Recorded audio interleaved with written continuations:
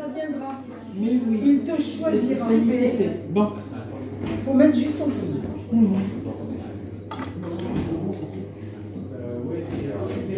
Ouh, je regarde.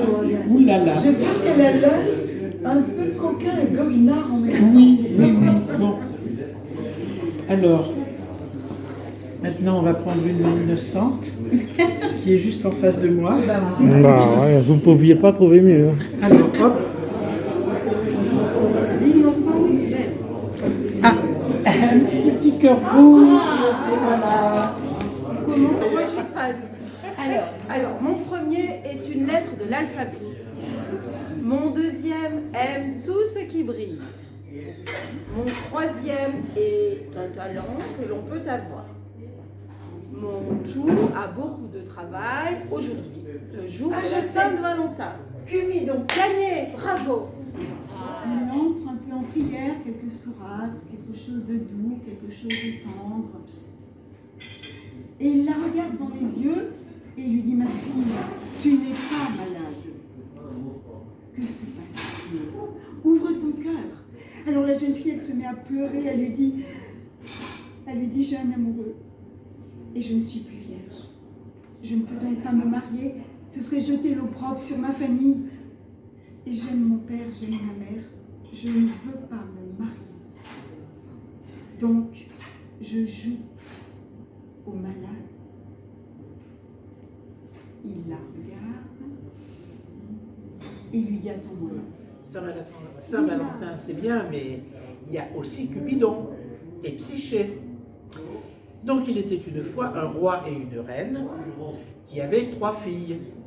Les 2 aînées étaient belles, mais la troisième, Psyché, était d'une beauté tellement extraordinaire que la langue des hommes n'a pas de mots pour en rendre compte. Et ceux qui la voyaient étaient subjugués et partout ils se disaient que cette jeune fille, mais c'était une deuxième Vénus. Oui, une deuxième Vénus qui avait surgi, mais pourvue, elle, de sa fleur virginale. Je vais vous raconter l'histoire d'un astrologue qui s'appelait Mouchaïn,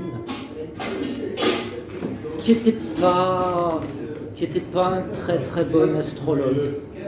Il était sérieux, il était consciencieux, mais il avait eu beaucoup de problèmes au cours de sa carrière. On lui avait dit: tes prédictions sont pas exactes, faut me rembourser, tu m'as causé du malheur.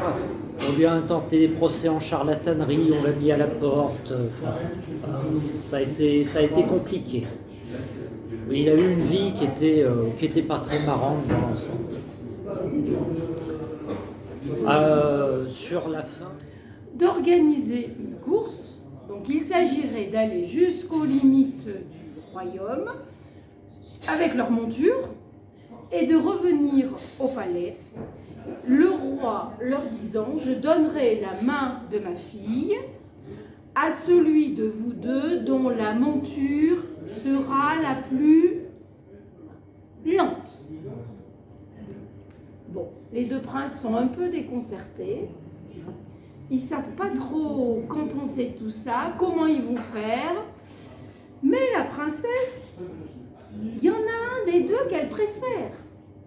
Alors à celui-là, la copine, elle va donner un conseil. Lequel? C'est l'histoire de 3 frères qui vivent avec leur père. Et malheureusement, le père meurt. Et les 3 frères décident de ne pas rester dans cette maison, d'aller courir le monde. Ils ont chacun un métier, c'est bon. Et ils partent sur la route. Donc, il y a le premier maçon, le deuxième menuisier et le troisième laboureur de sillons mouillés. Ils arrivent de sillons mouillés. Ils arrivent quelques jours plus tard dans un village. Il y a une grande maison avec des volets bleus au centre du village, c'est la maison du juge. Il voit un homme assis dans son jardin en train de consulter un grand livre bleu aussi. C'était une fois, il y a bien longtemps, sur une île, il y avait un petit village. Et dans ce village, il y avait une mère qui vivait seule avec son fils. Dans ce village, tous les soirs, On entendait claquer les volets et les clés qui tournaient dans les serrures. Et la terre commençait à bouger parce que l'ogre de Baborco, qui habitait dans la montagne là-haut, il descendait tous les soirs de sa grotte jusqu'au village. Et là, il se promenait dans les rues et il ramassait les gamins qui étaient restés et qui n'étaient pas rentrés chez eux. Il les mettait dans un grand sac et on ne les revoyait plus. Ce trait là qui était long, et elle avançait, elle avait toujours, dès qu'elle avait passé un chemin vert, et puis les pâquerettes, alors elle accueillait les pâquerettes, elle en accueillait tout en avançant comme ça dans le trait, et en montant, et elle continuait, elle en avait un gros bouquet dans sa main, d'en bas, les villageois sur la place, et regardaient, mais qu'est-ce qui se passe là? Oh, il y a la petite là, qu'est-ce qu'elle fait? On dirait qu'elle cueille des fleurs, puis on dirait que la neige a fondu derrière elle. Alors il y en a une bonne dizaine du village qui sont montés pour aller voir ce qui se passait quand même. Hein. Et la petite continuait, puis ses mains étaient trop petites pour tenir toutes les pâquerettes qu'elle avait cueillies. Alors qu'est-ce qu'elle a fait? Comme faisaient les femmes. Alors Zygmunt c'était, vous l'auriez vu, vous auriez pensé tout de suite que c'était un SDF. En fait, c'était pas un SDF, mais il se faisait passer pour un SDF. Parce que sa vraie nature, il était sorcier. Mais bon, sorcier au XXIe siècle, c'est pas très bien pris. Alors il n'avait pas tellement l'occasion d'exercer. Et vous savez ce que c'est, hein, si vous avez été un peu chômeur, quand on n'exerce pas ses capacités, au bout d'un moment, on n'est même plus sûr d'en avoir. Donc, il se faisait passer pour un SDF. Un SDF. Ah d'accord. Et ce jour-là, il était à la bibliothèque.